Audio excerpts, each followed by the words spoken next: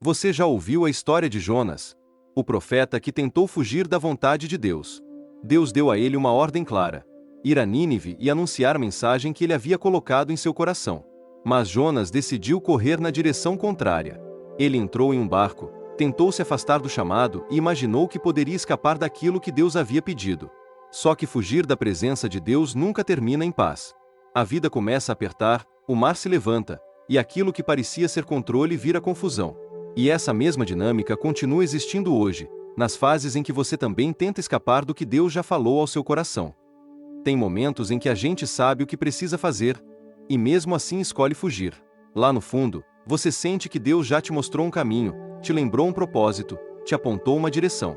Mas a mistura de medo, cansaço e insegurança faz você olhar para o outro lado. E, passo a passo, sem perceber, você começa a andar na direção oposta daquilo que o coração sabia desde o começo. Às vezes você até se convence de que está tudo bem, que é só uma fase, que depois você volta.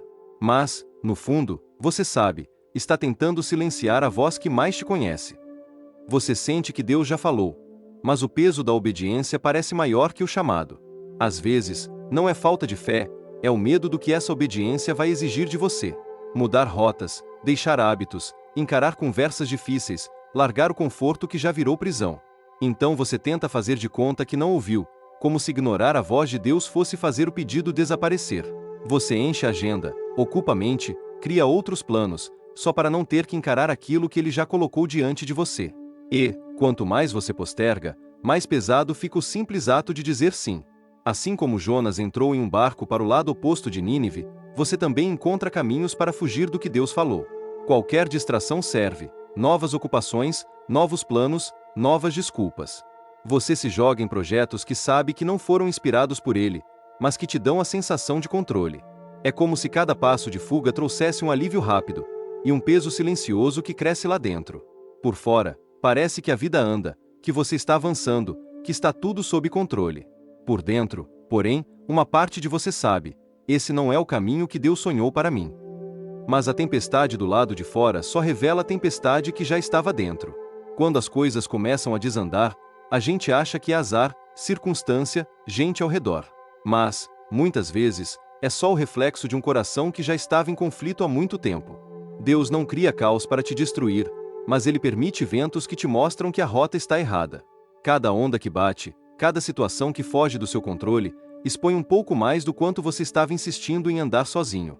E, no meio da confusão, você começa a perceber que não é apenas o barco que balança. É o seu interior inteiro pedindo ajuste.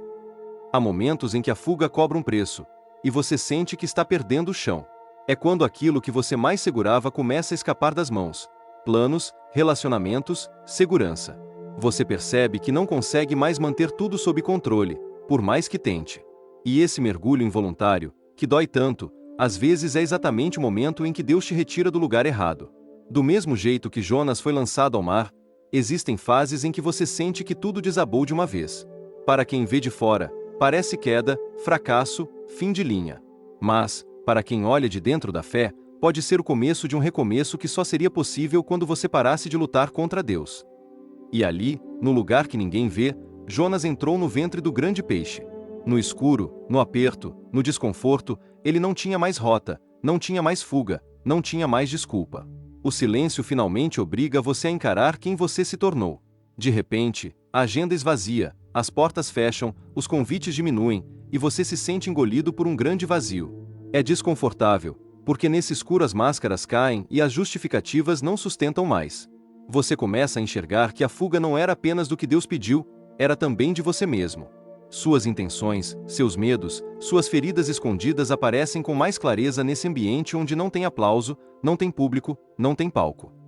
É nesse silêncio que a sua oração deixa de ser discurso e vira desabafo sincero. Jonas clamou de dentro do peixe, e muita gente só descobre a própria voz quando tudo ao redor se cala. Você para de tentar impressionar Deus com palavras bonitas e passa a derramar o que realmente está apertando o peito. As lágrimas falam mais do que as frases decoradas, e o coração se torna mais honesto do que nunca. Ali, sem plateia, sem religiosidade, você começa a se abrir como nunca tinha feito antes. Você confessa medos que nunca confessou, fala de dores que sempre escondeu, admite pontos fracos que tentava negar. E, nesse derramar verdadeiro, algo em você começa a ser lavado por dentro. Você percebe que não dá mais para negociar com Deus, nem para fugir do que Ele já te pediu.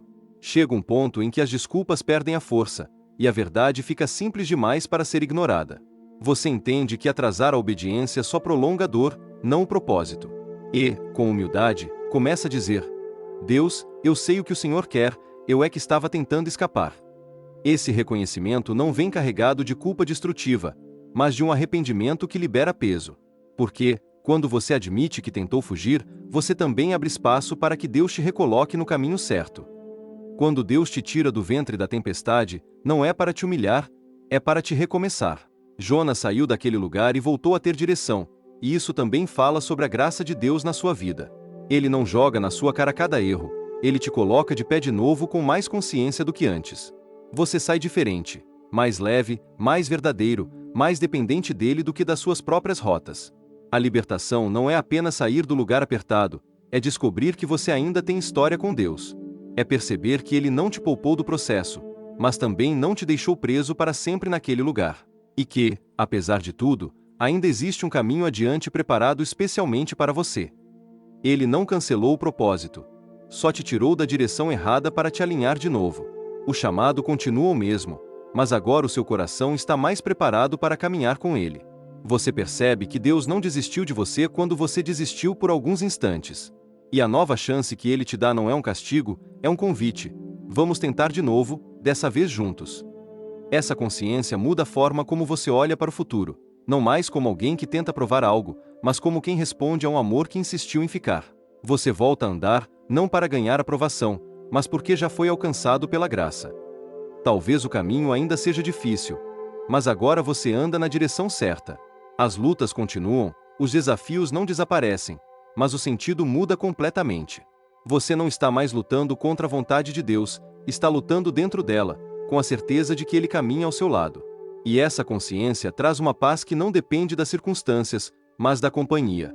Você pode até tropeçar, pode até se cansar, mas sabe para onde está indo e com quem está caminhando. E isso é o que sustenta seus passos nos dias em que o cenário ainda não mudou totalmente. Você percebe que o silêncio que doeu foi o mesmo silêncio que te colocou de volta no eixo. Se Deus tivesse te deixado continuar do jeito que estava, você poderia ter se perdido ainda mais. O que pareceu abandono, na verdade, foi cuidado severo, firme, mas cheio de amor. Ele permitiu o silêncio para que a sua voz fosse ouvida de um jeito que você nunca tinha ouvido antes. Foi nesse espaço, sem barulho, que você conseguiu perceber o quanto estava distante de si mesmo e de Deus. E agora, olhando para trás, você enxerga que aquele tempo escuro foi, na verdade, um ponto de correção e proteção.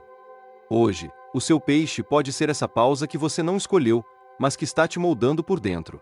Essa porta fechada, essa pausa na agenda, essa mudança repentina que você não entende, podem ser mais do que castigo. Podem ser espaço para cura, reposicionamento, restauração de áreas que você vinha ignorando há anos.